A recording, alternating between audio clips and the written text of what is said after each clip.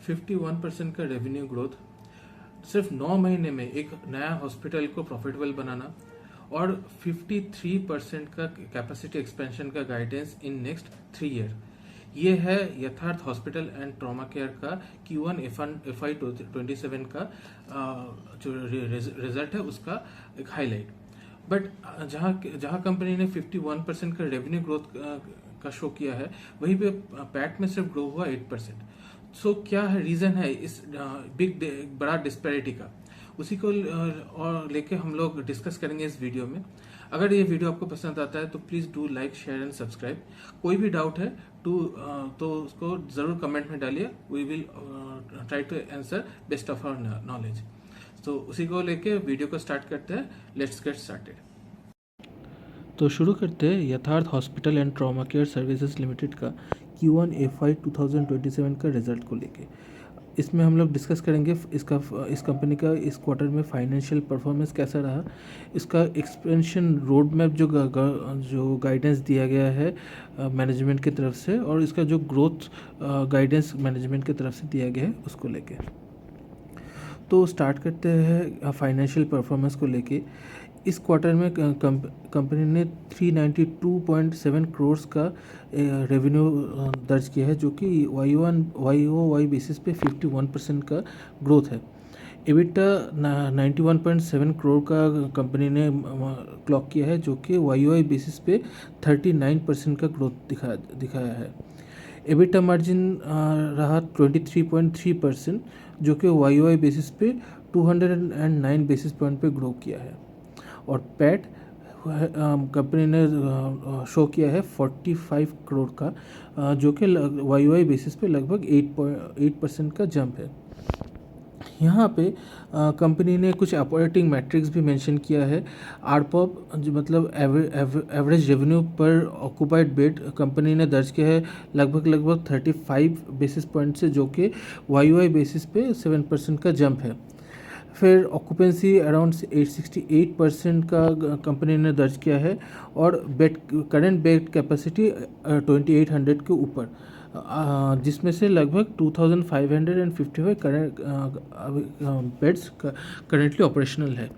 यहाँ पे ALOS number मतलब एवरेज बेड ऑक्यूपेशन कितना दिन ऑक्यूपाइड रहता है, वो है 3.73 डेज। ये डेज जितना कम होगा और आरपॉप जितना ज़्यादा होगा, that is the desirable event. इससे ज़्यादा से ज़्यादा जो एसेट है उसका चर्न होगा और उससे रिटर्न भी ज़्यादा होगा। यहाँ पे जो फाइनेंशियल जो नंबर्स कंपनी ने पोस्ट किया है, यहाँ पे अगर देखा जाए तो यहाँ पे पैट मार्जिन जो है वो लगभग 11.6% है, जो कि 4.65% अराउंड 465 बेसिस पॉइंट से YoY बेसिस पे डाउन है। और क्वार्टर देखें तो वो भी अराउंड 153 बेसिस पॉइंट से डाउन है। इसका मेन जो रीज़न है वो दो चीज़ों में है। एक है कि इसका जो डेप्रिसिएशन है, जो कंपनी का जो डेप्रिसिएशन है वो लगभग 89% से बढ़ा है YoY बेसिस पे 28 करोड़ के आसपास। और जो फाइनेंस कॉस्ट है वो भी पिछले साल के 66.6 करोड़ से बढ़कर इस साल पिछले साल के 20 लाख से बढ़कर इस बार 6.6 करोड़ में इस साल में फाइनेंशियल जो कॉस्ट है वो 6.6 करोड़ हुआ है। इसका जो मेन रीज़न है कि कंपनी एक नया हॉस्पिटल कंस्ट्रक्ट कर रहा है गुरुग्राम में, जहाँ पे state of the art equipment और फैसिलिटीज़ है, जिसकी वजह से हेवी कैपेक्स किया गया है, जिसके वजह से यहाँ पे ये जो डेप्रिसिएशन और फाइनेंस कॉस्ट है उसका डेंट लगा है।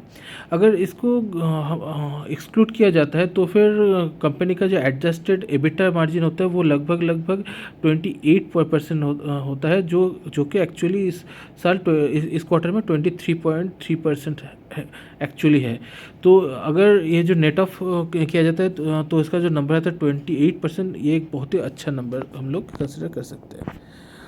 आगे चल के जो देखते हैं इसका revenue mix and growth trend. जो पिछले स्लाइड में हम लोगों ने देखा था कि पैट में जो डेंट आ रहा है वो मेनली आ रहा है जो कंपनी नया जो हॉस्पिटल ग्रो जो नया हॉस्पिटल्स बना रहा है उसके वजह से जो एक्सपेंडिचर्स आ रहे हैं डिप्रिशिएशन और फाइनेंस कॉस्ट में। तो अब देखते हैं कि इसका जो इफेक्ट है वो रेवेन्यू में कैसे आ रहा है। जो नया हॉस्पिटल्स बना है greater Faridabad, new Delhi, Faridabad sector 20 और आगरा में, यहाँ पे से कंपनी ने लगभग 27% रेवेन्यू क्लॉक किया है इस क्वार्टर में, जो कि पिछले क्वार्टर से अराउंड 22% ऊपर है। और जो एग्जिस्टिंग हॉस्पिटल्स है वहाँ पे भी जो रेवेन्यू है लगभग 22% से वाई बेसिस पे ग्रो हुआ है। तो यहाँ पे हम लोग ये देख सकते हैं जो है कि जो इनका लेगेसी हॉस्पिटल्स है वो भी अच्छा खासा रेवेन्यू में अच्छा खासा कंट्रीब्यूट करे, और साथ ही साथ जो नया जो हॉस्पिटल्स आ रहे हैं वो हॉस्पिटल्स भी अच्छा रेवेन्यू में ऐड ऑन कर रहे हैं। अभी क्योंकि कंपनी ने अपना एक्सपेंडिचर किया है अपना बिजनेस में, तो इसका कॉस्ट बेस भी बढ़ा है। यहाँ पे जो मेडिकल कंज्यूमेबल्स और फार्मेसी कॉस्ट है वो लगभग 33% से वाई बेसिस पे बढ़ा हुआ है। एम्प्लॉय का जो एक्सपेंसेस है वो 62% बढ़ा है और अदर एक्सपेंसेस 65% से बढ़ा हुआ है। इसका main one of the reason है कि जो नया हॉस्पिटल रैंप अप हो रहा है, नया हॉस्पिटल जो बन रहा है उसके चलते हुए यहाँ पे ये जो कॉस्ट है वो एडिशन हो रहा है। और यहाँ पे अगर हम लोग थोड़ा बैलेंस शीट के अंदर भी देखेंगे तो इस क्वार्टर में क्वार्टर ऑन क्वार्टर बेसिस पे जो डेट है वो भी बढ़ा है।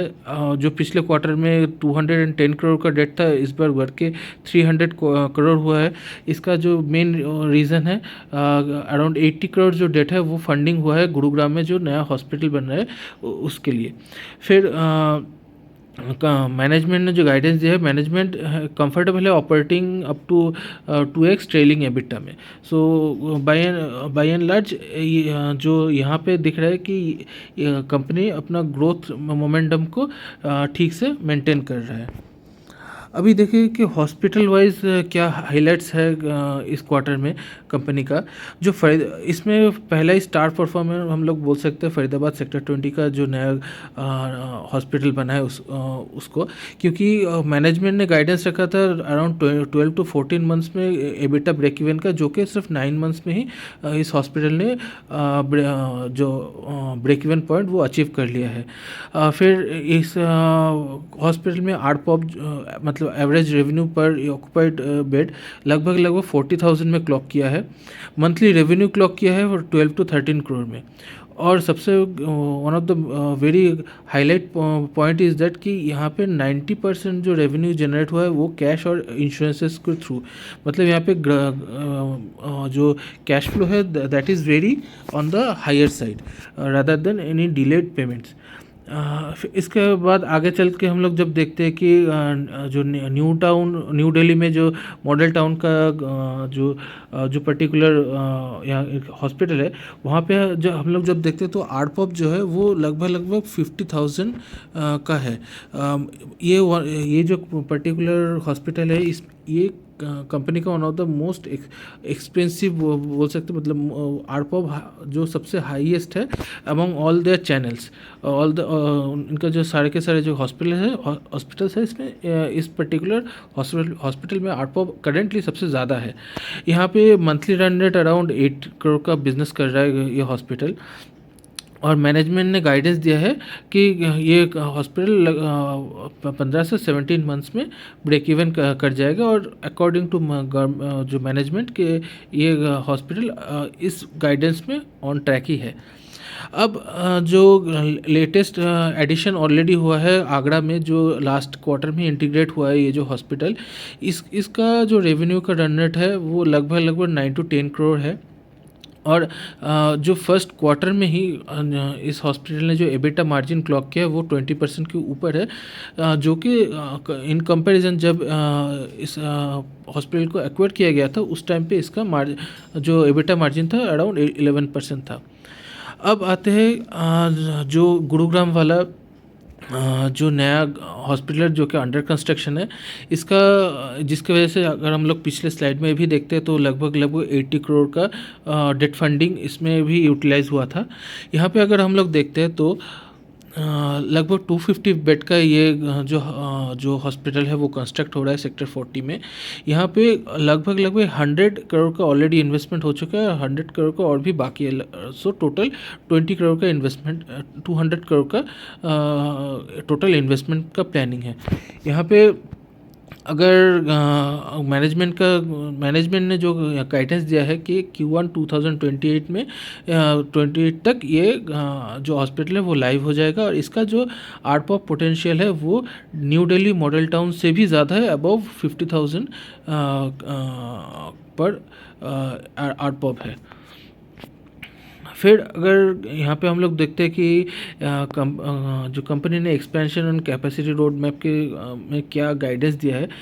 कंपनी ने अराउंड 3,255 जो बेड्स है उसका गाइडेंस दिया है, इंक्लूडिंग जो गुरुग्राम का 250 बेड्स, जो गुरुग्राम में जो नया हॉस्पिटल बनने जा रहा है वहाँ पे जो 250 बेड है उसको इंक्लूड करके, और अराउंड 450 ब्राउनफील्ड बेड एक्सपेंशन का कंपनी का प्लान है, जिसमें से 200 बेड पहले ऐड होगा और बाकी का 250 बेड अगले 18 to 19 मंथ्स में ऐड होगा नोएडा एक्सटेंशन और ग्रेटर नोएडा में जो हॉस्पिटल्स है वहाँ पे। फिर कंपनी ने जो गाइड किया है कि जो आगे चल के जो नेक्स्ट 1800 जैसा बेड्स है वहाँ पे जो कैपेसिटी जो कैपेक्स होगा पर बेड वो पहले से बहुत ज़्यादा होगा। पहले लगभग 30.7 लाख हिस्टोरिकली एक्सपेंडिचर होता था पर बेड के बेसिस पे, जिसका कॉस्ट अभी पड़ेगा लगभग 75 to 80 करोड़ के बीच, 80 लाख के बीच में। इसका मेन रीज़न है कि ये जो नया हॉस्पिटल्स आ रहा है उसका जो लैंड कॉस्ट है वो कंपेरेटिवली काफ़ी हाई है, प्लस यहाँ पे जो नया जो state of the art equipments install हो रहा है, ऑन्कोलॉजी रोबोटिक इक्विपमेंट्स, ये सब प्रीमियम स्केल में है। तो इसी के चलते जो एवरेज कॉस्ट पर बेड है, उसका जो कैपिटल एक्सपेंडिचर है वो भी काफ़ी हाई होगा।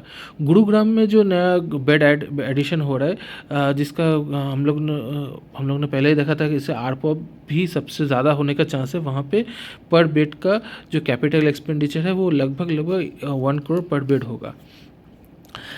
यहाँ पे मैनेजमेंट ने जो गाइडेंस दिया है दे आर कि वो लोग क्लस्टर स्ट्रेटेजी थोड़ा फॉलो कर रहे हैं अपना जो कैपेसिटी एक्सपेंशन है उसके लिए।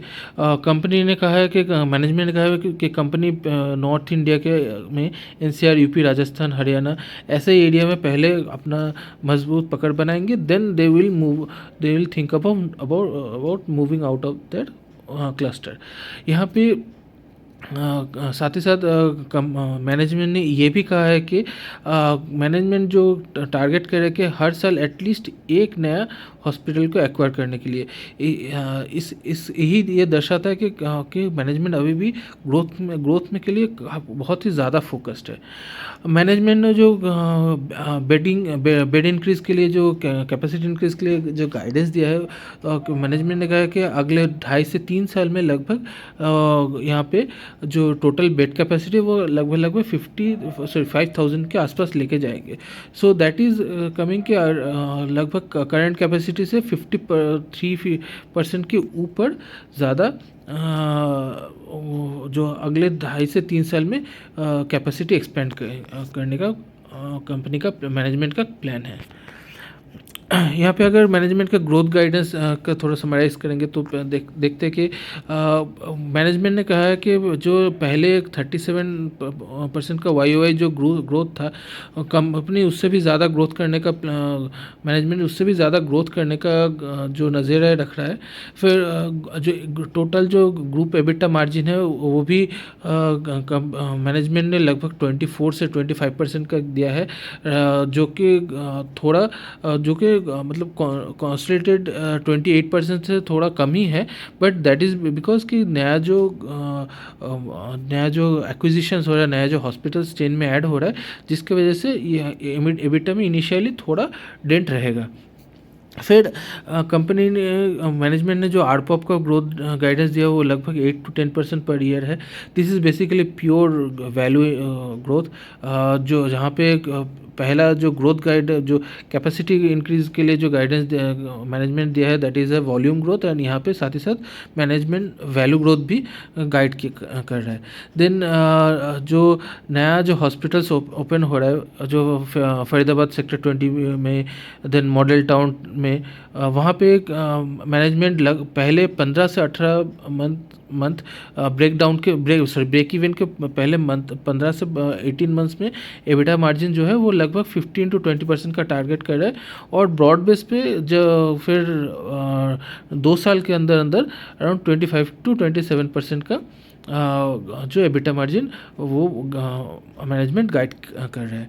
फिर मैनेजमेंट ने जो अपना जो एबिटा मार्जिन है वो ऑन अ होल बेसिस बताया कि 70% ऑक्यूपेंसी जब होगा बेड्स का तो लगभग 22 to 23% का एबिटा मार्जिन होगा। So that is also a very healthy number to consider. Then management ने बताया कि गवर्नमेंट का लगभग जो रेवेन्यू आ रहा है गवर्नमेंट से वो लगभग 40% है टोटल रेवेन्यू का। ये जो है ये जो नंबर है that is on the backdrop of कि ये जो गेन है मोस्टली वैल्यू ग्रोथ है। दैट मीन्स जो CGHS रेट रिविजन हुआ है, मतलब जो गवर्नमेंट का जो गवर्नमेंट से जो अमाउंट मिल रहा है पर बेड बेसिस पे, तो वो उसका जो वैल्यू है वो ग्रोथ की हुआ है, ना कि पेशेंट्स का नंबर बढ़ा है। और स्पेसिफिकली जो न्यू हॉस्पिटल है वहाँ पे ये जो गवर्नमेंट का रेवेन्यू का मिक्स है वो लेस देन 10% है। सो इससे क्या होता है कि जो कंपनी का जो कैश फ्लो मिक्स है तो कैश फ्लो ज़्यादा एनरिच हो रहा है। देन यहाँ पे जो डिप्रिशिएशन और इंटरेस्ट के बारे में जो कंपनी का जो मैनेजमेंट ने जो गाइडेंस दिया है कि अगले क्वार्टर में लगभग पर क्वार्टर 20 से 30 करोड़ का डिप्रिशिएशन कॉस्ट हो सकता है, और जो इंटरेस्ट जो है वो लगभग 6.6 करोड़ पर क्वार्टर हो का मैनेजमेंट ने गाइडेंस दिया है with no fresh borrowing as of now. So ये जो कॉस्ट बेस है ये एक्चुअली बेसिस है कंपनी का ग्रोथ का। सो इसका जो बेनिफिट है ये आगे चल के जब जो नया जो एक्सपेंशंस हो रहा है वो जब फुल्ली फ्लरिश करेगा तो वहाँ से देन इसका जो रेवेन्यू जनरेशन वो रियलाइज़ होगा। थोड़ा सम अदर कुछ स्मॉल नोटेबल आइटम्स है कि फर्स्ट एवर टाइम कंपनी ने डिविडेंड भी दिया है, ईसॉप का भी प्लान लॉन्च किया है। अगर इंटरनेशनल लेवल पे देखा जाए तो कंपनी ने इंफॉर्मेशन सेंटर का लॉन्च का प्लान किया है उज़्बेकिस्तान में। देन पार्टनरशिप्स के थ्रू अफ्रीका मिडिल ईस्ट में भी मेडिकल वैल्यू ट्रैवल का प्लानिंग है। देन जो नोएडा के इंटरनेशनल एयरपोर्ट के वहाँ पे जो एक्सक्लूसिव हॉस्पिटल पार्टनरशिप भी का भी मैनेजमेंट का जो प्लान है। सो दीज आर ऑल कि मैनेजमेंट का जो ग्रोथ का जो आउटलुक है उसको दर्शाता है। एक ऑपरेशन मैट्रिक्स भी अगर हम लोग देखते हैं कि इस साल इस क्वार्टर में डॉक्टर्स का जो एट्रिशन रेट है वो लगभग 7% था ओवरऑल, और सीनियर डॉक्टर का जो एट्रिशन है वो और भी कम था 3 to 4%। ये यहाँ पे जो ये दर्शाता है कि जो टैलेंट एक्विजिशन प्लस टैलेंट को रिटेन करने का भी जो कैपेबिलिटी है मैनेजमेंट का वो दर्शाता है। क्योंकि यहाँ पे क्योंकि हॉस्पिटल सेक्टर लगभग क्वाइट लाइक IT सेक्टर कि यहाँ पे डॉक्टर्स का अच्छा एक रेपुटेड डॉक्टर्स को होना इस बिज़नेस के लिए बहुत ही इम्पोर्टेंट है। देन अगर आगे चलते हैं कि अगर हम लोग टोटल Q1 का रिज़ल्ट का जो अगर थोड़ा समराइज़ करें तो यहाँ पे ये देख सकते हैं कि रेवेन्यू जहाँ पे 51% से ग्रो हुआ है, बट पैट सिर्फ 8% से ग्रो हुआ। बट ये कोई नेगेटिव बैकस्टेज नहीं है, बट ये एक्चुअली एक बेस बना रहा है फर्दर फ्यूचर ग्रोथ के लिए। और कंपनी ने मैनेजमेंट ने इन्वेस्टमेंट भी थोड़ा ज़्यादा प्रीमियम सेगमेंट में और ज़्यादा high level state of the art machinery और फैसिलिटीज़ में भी इन्वेस्टमेंट किया है। इसका फ़ायदा कंपनी को आगे चल के मिलने वाला है। देन मैनेजमेंट ने एक मैनेजमेंट का जो एक इसमें इस क्वार्टर का एक हाईलाइट था कि फरीदार सेक्टर 20 का जो हॉस्पिटल था वो बिफोर टाइम मैंने कंपनी ने ब्रेक इवन कर लिया। सो वो भी अभी प्रॉफिटेबल बन गया है। फिर नया आगरा में नया कैपेसिटी लॉन्च हो रहा है। मैनेजमेंट ने भी गाइड किया है हर साल एटलीस्ट एक एक्विजिशन करने के लिए। तो ये सारे के सारे मैनेजमेंट का जो अगेन ग्रोथ का हंगर को दर्शाता है। देन बेड एक्सपेंशन के बारे में भी जैसे अगले 2.5 से 3 साल में 5000 बेड्स का मैनेजमेंट ने गाइडेंस दिया है। सो और मैनेजमेंट ने जो ये भी गाइडेंस दिया है कि both volume plus value growth अगले कुछ सालों के लिए। सो विद दैट हम लोग ये बोल सकते हैं कि ओवरऑल बिजनेस जो है काफ़ी सही ट्रैक में चल रहा है। मैनेजमेंट का जो ओवरऑल गाइडेंस है वो भी ग्रोथ को लेके बहुत ही अच्छा है। सो ऑल एंड ऑल ये जो अभी कंपनी है इसको रडार में ज़रूर रखा जा सकता है वैल्यूएशन को देख के। और इसको हम लोग ज़रूर एक कंसिडरेबली अच्छा इसको हम लोग सोच सकते हैं। सो इन्वेस्ट के लिए ज़रूर ऑफ कोर्स एक फाइनेंशियल एडवाइज़र के थ्रू सलाह लेना चाहिए। So that is the main crux of the company's financials in this quarter. So अगर आपको इस वीडियो में कोई वैल्यू मिला है तो ज़रूर इस वीडियो को लाइक कीजिएगा। अगर आपको कोई भी जानकारी में के बारे में कोई भी सवाल है या फिर कोई भी डाउट है so please do share in the comment. अगर आपको अच्छा लगा है वीडियो तो please do like share and subscribe. So with that thank you.